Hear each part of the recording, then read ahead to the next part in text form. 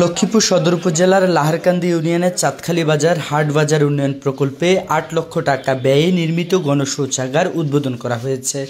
বৃহস্পতিবার ১৩ নভেম্বর বেলা ১১টায় সদর উপজেলার নির্বাহী অফিসার ইউনো জামশেদ আলম রানা গণশৌচাগারটি উদ্বোধন করেন। এ সময় উপস্থিত ছিলেন লাহারকান্দি ইউনিয়ন পরিষদের প্যানেল চেয়ারম্যান মোজাম্মেল হোসেন মহব্বত, ইউপি প্রশাসনিক কর্মকর্তা টিএচএম মনোয়ার হোসেন, ইউপি সদস্যবৃন্দ, চাঁদখালী বাজার বণিক সমিতির সভাপতি মাস্টার নুরুল ইসলাম সহ আরও অনেকে। এ সময় উপজেলা নির্বাহী অফিসার ওই অঞ্চলের বিভিন্ন শিক্ষা প্রতিষ্ঠান পরিদর্শন করেন।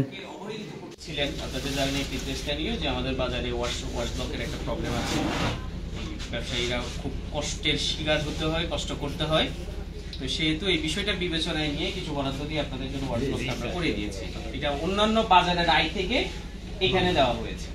তো সেদিক থেকে আপনারা ভাগ্যবান, এখানকার যারা ব্যবসায়ীরা আছেন। এটা অনেক বাজারেই যদি আমার কাছে যায় যে আমাদের বিভিন্ন ধরনের সমস্যা আছে, কিন্তু সকল বাজারের সমস্যার সমাধান আমি করতে পারি না। সেদিক থেকে আপনারা ভাগ্যবান যে আপনারা এই সুযোগটা পেয়েছেন, দিতে পেরেছেন। তো এই জন্য আমি নিজেও খুবই আনন্দিত যে এরকম একটা সুযোগ আমি করে দিয়েছি এবং এসে দেখে যাওয়ার একটা সুযোগ হয়েছে।